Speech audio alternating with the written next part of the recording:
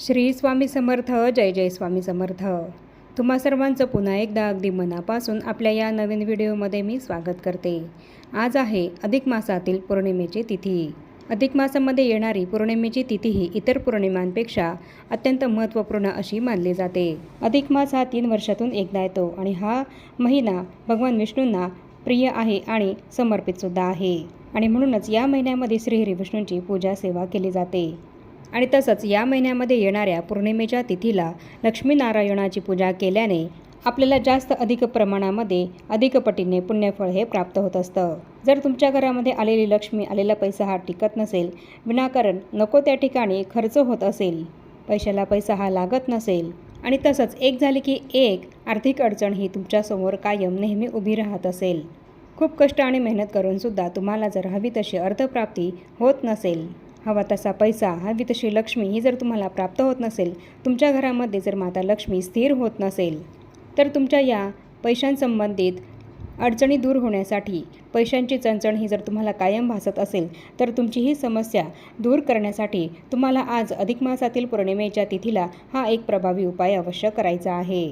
अधिक मासातील पौर्णिमा ही लक्ष्मी देवीच्या उपासनेसाठी आणि तिला प्रसन्न करून घेण्यासाठी खूपच विशेष महत्त्वाची मानली जात असते. आणि म्हणून आज हा उपाय जर तुम्ही कराल तर यामुळे श्रीहरी विष्णू आणि माता लक्ष्मी या दोघांचाही कृपाशीर्वाद हा तुम्हाला प्राप्त होईल आणि तुम्ही करत असलेल्या कष्टाला, मेहनतीला श्रीहरी विष्णू आणि माता लक्ष्मी यांची कृपा प्राप्त होईल आणि नशिबाची, भाग्याची साथ ही तुम्हाला लाभेल.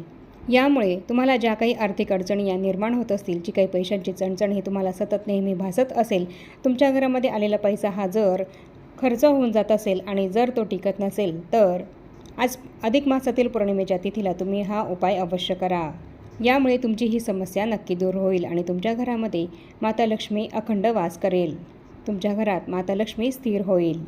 तर आपल्या आजच्या या व्हिडिओमध्ये आपण अधिक मासातील या पौर्णिमेच्या तिथीला आपली पैशांसंबंधित समस्या दूर होण्यासाठी, आपली गरिबी, दारिद्र्य दूर होण्यासाठी कोणता प्रभावी उपाय करायचा आहे याबद्दलचीच संपूर्ण महत्त्वाची माहिती जाणून घेणार आहोत. त्यामुळे ही अत्यंत महत्त्वपूर्ण माहिती जाणून घेण्यासाठी, हा उपाय आपल्याला कसा करायचा आहे, केव्हा करायचा आहे हे जाणून घेण्यासाठी तुम्ही हा व्हिडिओ कुठेही स्किप न करता शेवटपर्यंत पूर्ण बघा. आणि अतिशय दुर्मिळ अशी ही संधी तुम्ही चुकूनही गमावू नका. आज हा उपाय तुम्ही अवश्य करा, याचा तुम्हाला नक्कीच फायदा होईल. आणि हा उपाय कोण करू शकतं, तर हा उपाय महिला असो किंवा पुरुष असो, मुलगा असो किंवा मुलगी असो, कोणीही हा उपाय करू शकतो. आज अधिक मासातल्या या पौर्णिमेच्या तिथीला एक अत्यंत दुर्मिळ योग हा जुळून आलेला आहे. तर या दिवशी रवी योग आणि सद्विचार योग असे अत्यंत शुभ योग हे तयार झालेले आहेत. आणि धार्मिक मान्यतेनुसार या महासंयोगावेळी काही खास उपाय जर तुम्ही लक्ष्मी देवीला प्रसन्न करून घेण्यासाठी, लक्ष्मी प्राप्तीसाठी केले, तर यामुळे तुम्हाला त्याचा लाभ नक्कीच होत असतो. या शुभयोगामध्ये केलेले उपाय हे तुमचे झोपलेले नशीब जागे करतील आणि तुमच्या घरामध्ये पैसा हा खेचला जाईल. तुमच्या घरात माता लक्ष्मी येऊन ती स्थिर होईल. आणि म्हणून आज हे उपाय तुम्ही संध्याकाळी अवश्य करा. तर आज संध्याकाळी आपल्याला कोणता उपाय करायचा आहे, तर आज संध्याकाळी आपल्याला पिंपळाच्या झाडाला जल अर्पण करायचं आहे. मग हे जल तुम्ही आज संध्याकाळी 5 वाजेनंतर अर्पण करू शकतात. पौर्णिमेच्या दिवशी पिंपळाच्या झाडाला जल अर्पण करणं हे अत्यंत शुभकारक मानलं जातं. आणि म्हणून आज संध्याकाळी आपल्याला पिंपळाच्या झाडाला एका कलशामध्ये थोडेसे शुद्ध पाणी घेऊन त्यामध्ये दूध आणि साखर किंवा गूळ मिसळून असे गोड पाणी तयार करून ते पिंपळाच्या मुळाला अर्पण करायचं आहे. आणि त्यानंतर पिंपळाच्या झाडाजवळ आपल्याला एक शुद्ध गाईच्या तुपाचा दिवा हा लावायचा आहे. ज्योतिषशास्त्रानुसार पिंपळाच्या झाडामध्ये माता लक्ष्मी आणि भगवान विष्णू यांचा वास असतो. आणि आज पौर्णिमेच्या तिथीला जर आपण हा उपाय केला, तर यामुळे आपल्या घरातील पैशांची चणचण ही दूर होत असते. आपल्या आयुष्यात येणाऱ्या एकामागून एक आर्थिक अडचणी या दूर होत असतात. हा उपाय केल्याने श्रीहरी विष्णू आणि माता लक्ष्मी आपल्यावर प्रसन्न होत असतात. आणि म्हणून लक्ष्मी प्राप्तीसाठी आणि देवी लक्ष्मीला प्रसन्न करून घेण्यासाठी आज हा उपाय अवश्य करा. त्याचप्रमाणे पुढचा दुसरा उपाय आहे, तो म्हणजे आज संध्याकाळी आपल्या देवघरातील माता लक्ष्मीच्या मूर्तीची, फोटोची आपल्याला हळद, कुंकू, अक्षता, फूल अर्पण करून पूजा करून घ्यायची आहे. आज संध्याकाळी जेव्हा तुम्ही तुमच्या देवघरामध्ये दिवाबत्ती कराल, तर तेव्हा तुम्हाला हा उपाय करायचा आहे. त्यावेळेला तुम्हाला तुमच्या देवघरामध्ये असलेल्या देवी लक्ष्मीच्या मूर्तीची किंवा फोटोची हळद, कुंकू, अक्षता अर्पण करून विधिवत पूजा करून घ्यायची आहे. आणि ही पूजा केल्यानंतर तुम्ही देवी लक्ष्मी मातेला 11 पिवळ्या कवड्या या अर्पण करा आणि त्यानंतर त्यांचीसुद्धा पूजा करून घ्या. आणि यानंतर देवीला देवी लक्ष्मीला मखाण्याचा नैवेद्य हा अर्पण करा आणि 16 वेळेस किंवा 1 वेळेस श्रीसूक्तमचा पठण करा. 16 वेळा शक्य असेल तर 16 वेळाच करा, नाहीतर 1 वेळा, 3 वेळा, 5 वेळा किंवा 11 वेळा पठण केलं तरीही चालेल. पण शक्य झाल्यास 16 वेळाच पठण करण्याचा प्रयत्न करा आणि त्यानंतर 1 वेळा तुम्हाला विष्णू सहस्रनाम हे पठण करायचं आहे. आणि याप्रमाणे ही सेवा करून झाल्यानंतर देवी लक्ष्मीची आरती आणि श्री हरी विष्णूंची आरती करायची आहे. आणि त्यानंतर या कावड्यांना धूपदीप हा ओवाळून घ्यायचा आहे. आणि याप्रमाणे ही पूजा करून झाल्यानंतर या कावड्या एका लाल रंगाच्या कपड्यामध्ये बांधून त्या आपल्या तिजोरीमध्ये आपण जिथे पैसे ठेवतो किंवा महत्त्वाचे कागदपत्र ठेवतो तिथे आपले पैसे ठेवण्याच्या जागेवर ठेवायचे आहे. हा उपाय केल्याने देवी लक्ष्मी तुमच्या घराकडे आकर्षित होईल, ती खेचली जाईल आणि स्थिर होण्यासही मदत होईल. त्याचप्रमाणे आज चंद्राला अर्घ्य हे सुद्धा आपल्याला अवश्य द्यायचं आहे. पौर्णिमेचा थेट संबंध हा चंद्राशी असतो. त्यामुळे आज रात्री चंद्रोदय झाल्यानंतर, चंद्र उगवल्यानंतर चंद्रदेवाला अर्घ्य हे आपल्याला अवश्य द्यायचं आहे.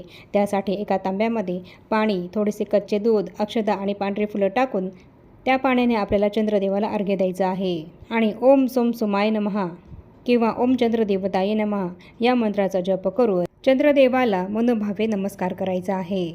आज पौर्णिमेच्या तिथीला हा उपाय केल्याने आपल्याला मानसिक शांतताही लाभत असते.